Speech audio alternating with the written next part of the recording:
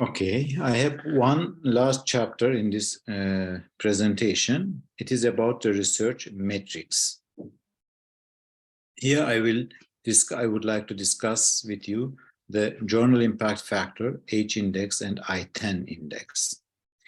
Journal impact factor is about the number of publications in a journal in a given year and the number of other articles, other journals citing articles from this journal.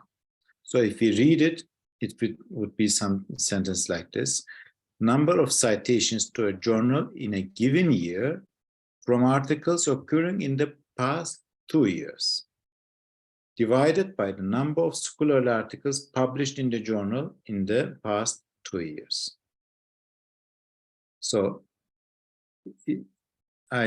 if I have my journal has a high impact factor, that indicates what? That indicates that other journals, other articles from other journals are frequently referring to this journal, to these articles published in this journal. The H index, on the other hand, is telling us how many of my publications are cited by other articles, by other scientists. And here, in an easy explanation, it would be, we can say, an H index of 25 tells us that an author has written 25 papers which have each been cited at least 25 times. So if your H index is 10, that means you have 10 articles, each cited at least 10 times. With the age, of course, this is related with the age of a scientist, because if you have started publishing 20 years back, that means many of your articles have the chance or probability of being cited by others. So it should be seen together with the age of the scientist, this age index. And grossly, we can say that a good age index means should correlate with the age of the scientist. I-10 index it refers to the number of papers with 10 or more citations. So this is a more recent index introduced by Google Scholar, and it says if you have 10 papers published, cited at least by 10 times by other journals, by other articles, that is, you have a I-10 index of 10.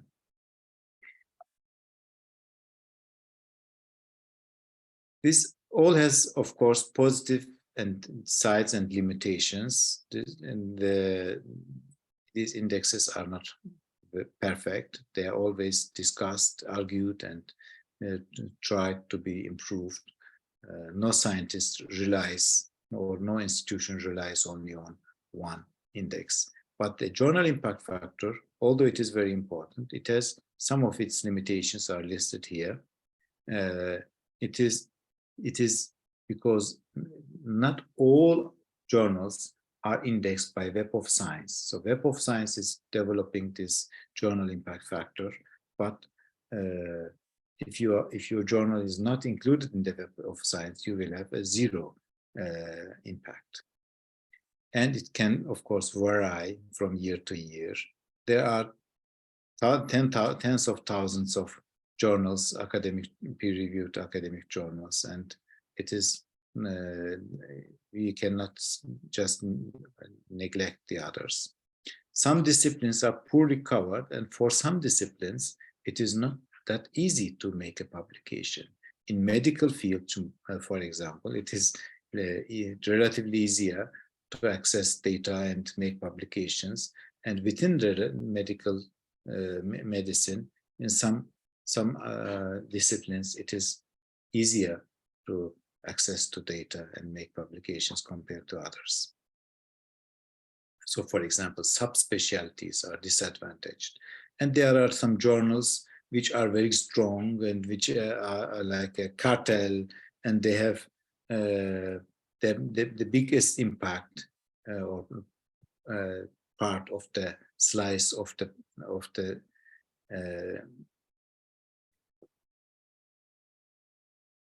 total publications, total journals belongs to them, so they can dominate the market.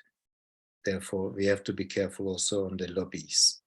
And some journals are open access, whereas some others are not. Some others are paid.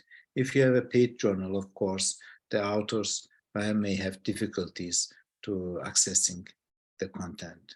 Also, the journal impact factor classically does not consider books. And surely, most of the science today conducted is in English language. Sikimago has its own journal rankings, and I just wanted to show you, you don't need to remember this, of course, the formulas coming here, but you should be aware that the people are trying to find some other calculation methods by considering more than just citation factors. Here you see the number of reference journals, as they have introduced some constants, and number of journals, number of articles in that journal, citations from journal between the journals. These are considered when calculating the Sikimago journal ranks. And when you look to the Sikimago journal rankings, you will see that there are some publications with very high H indexes, 100, 160, whereas there are some others with 0 point something. And yeah, and Nature reviews materials, as you see, or Nature again. Some journal groups are very strong and they have always high impact.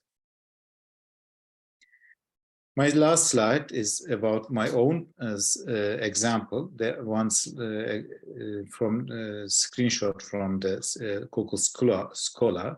In Google Scholar, you can go, and if the scientist has registered himself, you can go and check his citation reports. And you see, I have told you that an H index should be proportional to your age. And if you are at my age, over 50, you should have probably, if you are very good publishing and worldwide renovated scientist, then you should have a H index of 40 or 50 maybe. My index, H index, is 20. And the AI10 index tells us what? That I have 30 publications among hundreds of publications I made. Only 30 of them were cited at least 10 times. I have a total of 1,580 citations. So compared to other scientists, that is good. I am proud with myself, but this is far behind some the scientists, the very good scientists worldwide.